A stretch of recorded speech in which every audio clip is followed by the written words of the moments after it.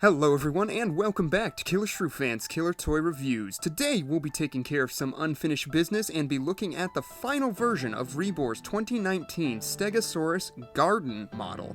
This is of course the mountain variant, a model that is the undeniable standout of the three because of its unorthodox color palette. Whereas both the plain and the forest variant fall back on those sort of classic Stegosaurus motifs with the green and yellow tones, the mountain variant goes in a completely different direction, and because of that, it is the most unique among the three. Does this mean it's the best? Well, we're going to talk about that today, right here and right now on Killer Shrew Fans Killer Toy Reviews. Bear in mind, this will not be an in-depth review, as I have already gone into deeper discussion concerning this mold in my recent review of the plain and forest variant. If you would like to hear more about the details, size, as well as see some comparisons to other Stegosaurus models, I will put a link in the description to that first review.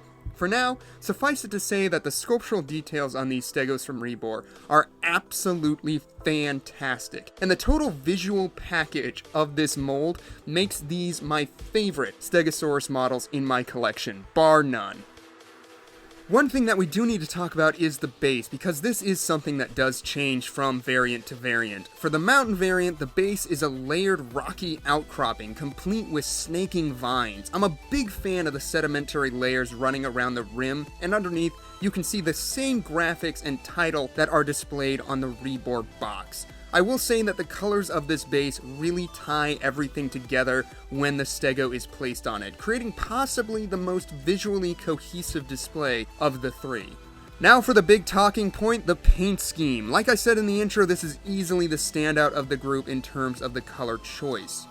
I have around 600 dinosaurs in my collection, and I don't think I have ever seen this kind of paint scheme on a dinosaur model before, let alone on a Stegosaurus. For that reason alone, a lot of people find themselves gravitating toward this model. The main body is like a sangria red with a cream underbelly that gradiates beautifully into the ventral regions and bands the legs in a striping pattern. Unfortunately, this banding gives the legs a bit of a candy cane vibe and makes the mountain variant look like it's wearing white ankle socks, which I'm not a huge fan of. We'll get more into my issues with the patterning on this later on, but that is something that I will call out right now. There's a dark brown coloration that adorns the back around the plates, and the plates themselves are easily the best of the three Stegos, with black bases and tips that transition into a cream middle, with washes of dark coloration to bring out the rich detail. They look fantastic and pop the best among the three. And now for the patterning. The white from the belly is used as stripes and spots on the body, and the dark brown color is also used as a very subtle breakup on the torso and thighs. The white stripes are really the weakest point of the paint job. There's something about them here that feels very, very painted on. There's something about how they're applied that makes it look like someone drew chalk lines onto this figure, which is just unfortunate. I can see what they were going for with it, but I think it's just one stop short of working. It doesn't kill it for me, and I still think it's a very interesting and appealing paint scheme. It's just something that stands out, and not necessarily in a good way. Now for the moment you have all been waiting for in this review. Here are all three variants standing side by side. You've got the plain in the front there, today's subject, the mountain variant in the middle, and of course the forest paint scheme in the back. And yeah, it's easy to see which one of these is the odd man out. Both plain and forest went for the more classic Stegosaurus look. So much so that it feels like one was made for the other, with the forest variant being painted as the vibrantly colored male and the plain version would be the more dull colored female. But like I said, all of that is in my original review, so if you want to hear more on that, go check that one out. With that in mind though, it is hard to justify the mountain's presence in the herd when the aesthetics are just so different. If you can turn your brain off to the visual cohesion sort of appeal, then I would still say that these three are a lot of fun to display together. I have all of them on my desk, and I enjoy looking at it. I think they all look so cool, but I will say they don't work as like a uniform herd. So that's my thought on displaying them all together. They look so cool for me that I don't care, but they are distinctly different. Specifically, the mountain one is so distinctly different that it might not work if you want your dinosaurs to look like they belong together. But if you only wanted to get 2 of these models, I would still recommend getting the plain variant to use as a female. Even when placed next to the vastly different mountain Stegosaurus, the 2 feel like a good example of sexual dimorphism, with the unique colors of the mountain variant appearing more like the attention-grabbing male coloration.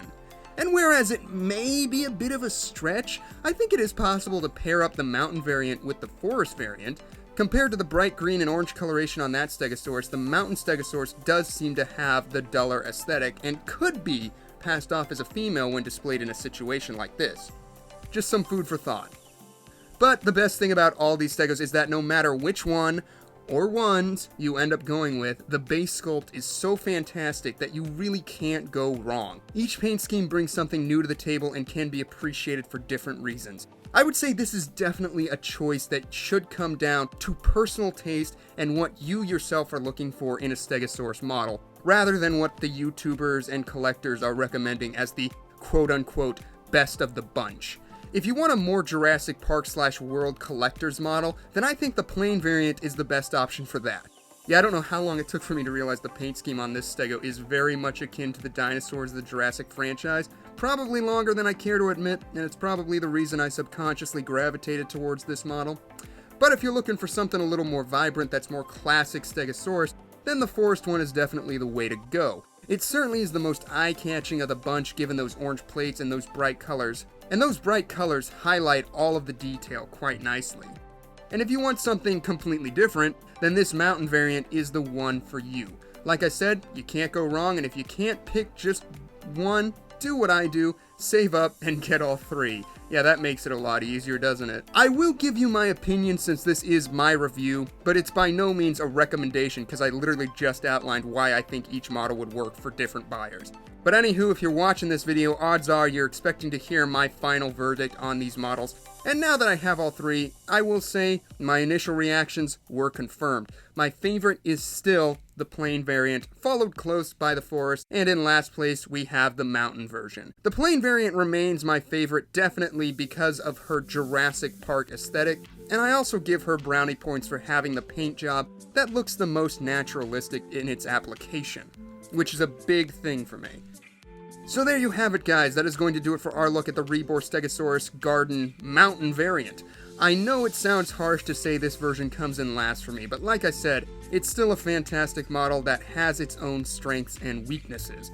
I'm sure there are people watching this video who like this version the most, and honestly, I can't and won't fault them for it, and I wouldn't fault anyone for liking any of these variants more than the other. The base sculpt is just so great, and the paint schemes each have something that can be enjoyed about them. All that being said, when it comes to this final REBOR Stegosaurus, I definitely still dig it.